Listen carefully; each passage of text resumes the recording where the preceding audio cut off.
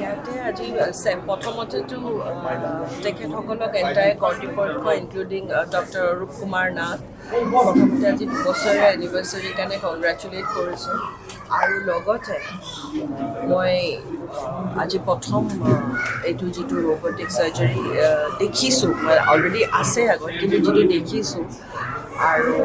তেখেতে ইয়াতে আনি যিটো আৰম্ভ কৰিছে আজিকালি যিটো ৰিভলিউশ্যনাৰী যিটো টেকনিকেল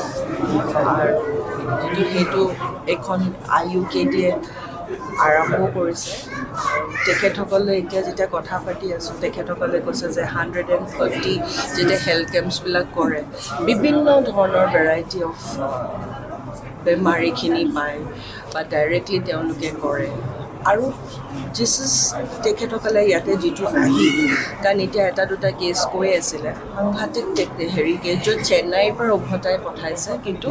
ইয়াতে তেখেতসকলে ছাকচেছফুল কৰি পঠাইছে চ' এইটো মই এটাই ভাবিছোঁ যে মই আজি প্ৰথমবাৰ আহি দেখিছোঁ তেতিয়া মোক সুধিছে আপুনি ৰবটিক চাৰ্জাৰী কাকো মই দেখা নাই আজি প্ৰথম ইনগ্ৰেশ্যন কৰিম আৰু আজি ফাৰ্ষ্ট যিটো গোটেই প্ৰচেছটো যিটো বুজাই দিলে ইট ইজ সাংঘাতিক ৰিভলিউশ্যনাৰী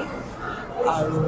ইয়াতে যিখিনি দেখিছোঁ অতিৰ পৰা আৰম্ভ কৰি প্ৰি অপ পষ্ট অপ আৰু গোটেই তেওঁলোকৰ যোৱা এজন ৰোগীৰ যিটো যেতিয়া আহে সদায় আমি হস্পিটেলত আহিলে কি কৰোঁ আমি ভয় খাই থাকোঁ বা কিবা হয় কিন্তু প্ৰি অপতো যেতিয়া দেখিছোঁ সাংঘাতিক ধুনীয়া গ্ৰীনাৰী কৰিছে ৰাস্তাটো ইমান সুন্দৰকৈ লৈ গৈছে এজন বেমাৰী যেতিয়া 50% সদায় কয় যে মেণ্টেল হেল্থটো যেতিয়া মানুহ শান্তি পায় তেতিয়া হিলিং প্ৰচেছতো সোনকালে হয় আৰু তেওঁ ইয়াতে এই অৰ্গেনাইজেশ্যনত হি হেজ ডান একো বস্তু নোহোৱাকৈ ৰখা নাই এণ্ড হোপফুলি